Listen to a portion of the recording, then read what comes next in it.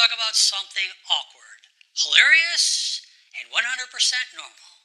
Why you fart more at night. You've eaten a solid dinner, maybe watch a little TV, crawled into bed, and then your gut decides it's showtime. The rumbling, the pressure, the silent but deadlies. What gives? Here's the truth most people don't realize. Your digestive system doesn't shut down when you sleep, but it does slow down, way down. During the day, you're upright, moving, and using your abdominal muscles.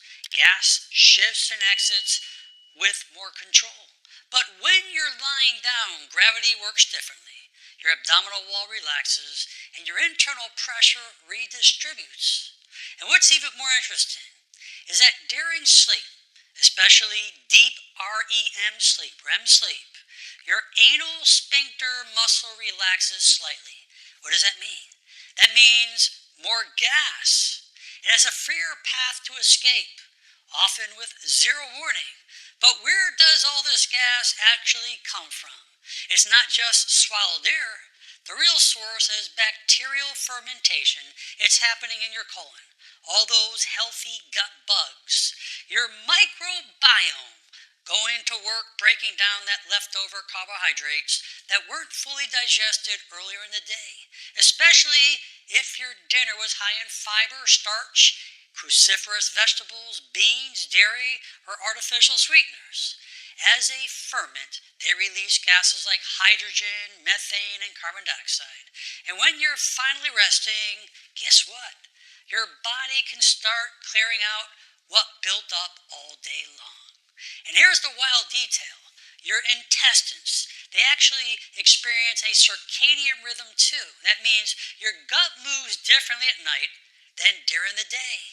And while your small intestine mostly clears things earlier, your colon is active in the early morning hours, meaning gas builds up, it can peak overnight, or the first thing after waking.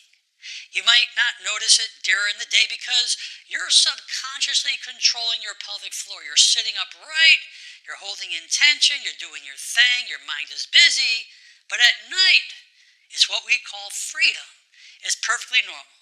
In fact, if you didn't pass gas, it might mean your mobility and motility is sluggish or your microbiome isn't working right. And if you want to reduce that excessive nighttime gas, you want to try eating dinner earlier, ideally 3 to 4 hours before bed, and cut back on those gas-producing foods in the evening like your lentils, your onions, sugar, alcohol, or carbonated drinks. Slow down when you eat. Avoid chewing gum late at night. And don't eat when you're stressed, because stress turns off digestion and traps gas like a pressure cooker. And if you think it's bad now, just wait. Couples, you've been married 15, 20, 30 years, right through it like it's part of the ambient noise. And let's be honest, if you share a bed with someone, regardless of how long you've been together, the nighttime gas situation takes on a whole new level of strategy. And at some point, every couple goes through that silent war under the covers. One person pretending to sleep, the other sneakily trying to adjust the blanket to deflect the blast noise. While after a while, you stop even flinching. In fact, studies show that long-term couples literally become desensitized to each other's bodily functions. It's like your nervous system just taps out. You stop reacting. One person lets one rip, and the other rolls over like it's white noise. And let's not forget the classic blame, the dog move. The poor animal gets accused night after night, even when it's not even in the room. But the truth is, when two people live together, eat together, and sleep together, their digestive cycles often sync up. Yes, even their gas patterns as well. And that means if you're both eating the same fiber-rich dinner, you're both fermenting in unison by 2 a.m. It's basically the romantic version of synchronized swimming, but way louder. And honestly, if your relationship can survive those shared nighttime gas, it can probably survive anything. Some couples even use it as a badge of honor. The moment you stop holding it in around each other is the moment the real relationship begins. It's not just intimacy, it's intestinal trust. So whether you laugh, ignore it, or weaponize it under the sheets, remember this.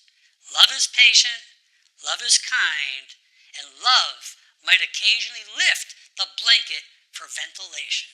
So don't be embarrassed.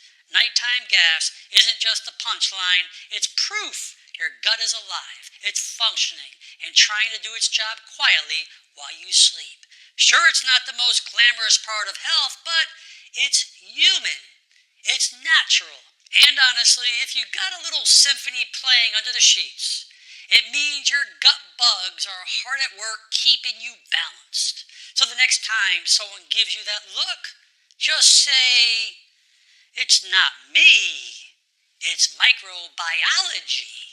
Share this with someone who blames the dog every night, and remember, sometimes the body's healthiest functions are the ones we pretend didn't happen. So I hope you enjoyed this video, because I sure did as well.